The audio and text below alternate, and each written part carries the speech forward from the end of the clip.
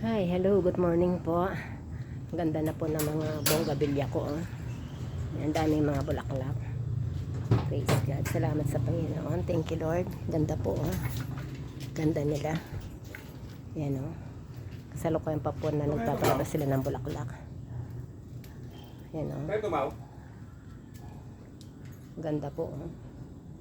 Yan. Marami pa po sila na bulaklak na maliliit o.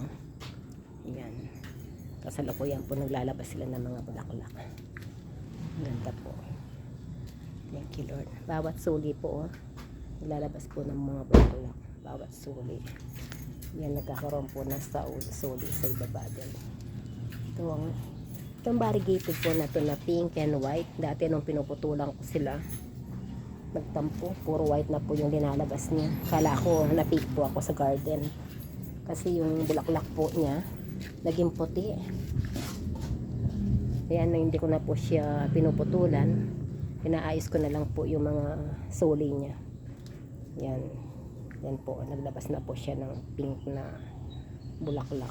Yan po. Ganda po ng mga kulay ng bulaklak ko. Kahit po ito, tignan niyo po. Ano na rin, yung suli niya, nagkakaroon po ng panibagong bulaklak. Wala lang tayong unang bulaklak, mayroon naman panibago. Ito rin po nabigay sa akin ni Daddy Boy, oh. Salamat sa Panginoon, hanggang ngayon buhay pa po. Ayan, bigay ni Daddy Boy Eve. Yan. Ganda po, no? Yan po yung mga halaman dito sa garden ko. Mayroon akong kalamansi. Yan, namumuo na po yung mga kalamansi. Yan lang, konti lang po yung bunga. Tapos mayroon akong dalangita. Pero hindi pa po siya namumulaklak. Ilang taon na rin, wala pang binibigay na bulaklak. Ayan po yung mga halaman dito sa garden.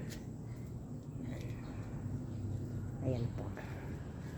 Pati yung grapes po, ayan. May mga bunga na rin, oh. Sana matuloy. Ayan po, dami na pong bunga.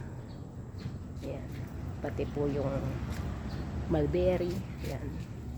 Meron din akong mulberry. Dalawa yung puno ng ubas dito po sa garden. Puro may mga bunga na po. Ayan sila. Ayan. Ayan po, may bunga na. Tapos ito pong aloe vera. Praise God, ngayon lang po ako nakakita ng aloe vera na namumulaklak. Ayan po yung bulaklak niya. Ayan. Namulaklak na po siya. Yan yung mga halaman dito po sa garden. Yan po. Yan. Ganda po, no? Praise God. Thank you po. Salamat po sa mga viewers tsaka sa mga nag-follow po ng aking mga video. Thank you po. God bless us all. Bye.